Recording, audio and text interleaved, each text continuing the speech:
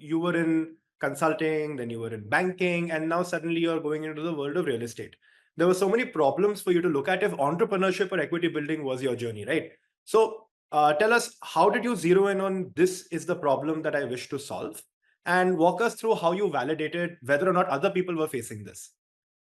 So I think, see, because in entrepreneurship, whatever you are doing is something which is extremely unique. So nobody has ever done it exactly the same way, right? Otherwise, you will not be doing it. Yeah. You might be doing a specific geography, or there might be a twist towards your solution, but there's something new that basically you are doing.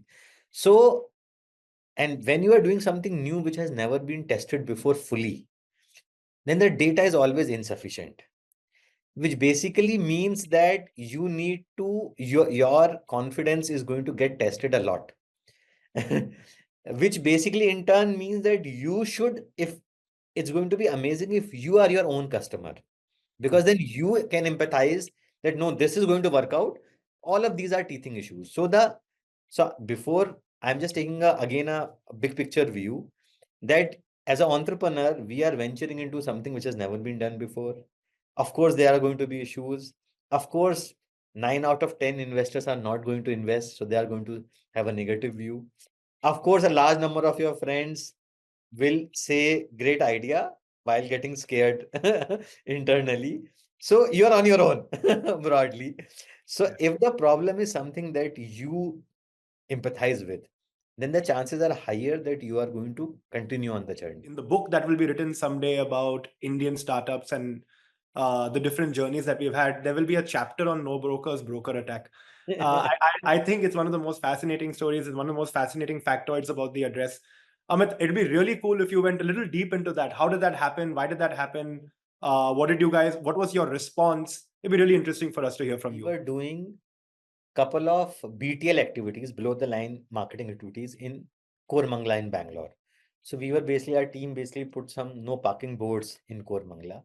And I think that triggered the reaction from some of the brokers and their friends. And their entire thing was as to how they can destroy the office, they can break the computer, because in their mind they thought there's no cloud concept, and hence if they break laptop, the company will shut down.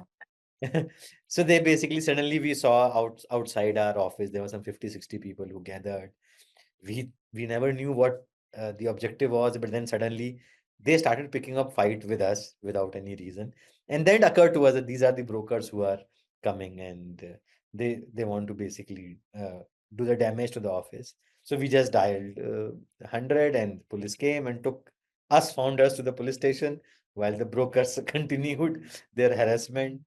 Somehow we had an iron grill door, so we could save ourselves, and nothing violent happened apart from slaps, etc. But nobody was seriously hurt. But then it became impossible to basically continue there. Police clearly said that you shouldn't file an FIR because these are local guys. And we also guessed that the local brokers must be glove in hand with the police, and we have no leverage. But the surprising thing was the support which customers gave.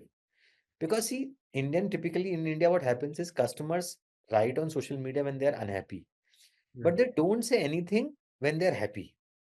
So you never fully know what's your real standing in the society. But when the attack happened, when it came in newspaper, huge amount of customers wrote to us, gave their support at a time when we were fairly unknown, and at a time when we were actually not closing that many number of deals also.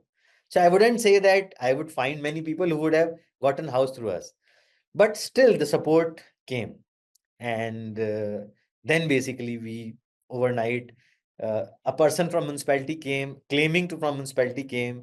He said you have to vacate the office within 2 hours, else I'm going to lock it, because this is commercial activity doing in a residential area. And we're like, hey, there's another startup in next door. What about him? But we were just too scared. We thought, yeah, some government official has come, and we just wrapped the office. And so when I look back, it was a horrible incident. But our Japanese investor said that this is going to be the best thing which happened to you, which was very counterintuitive.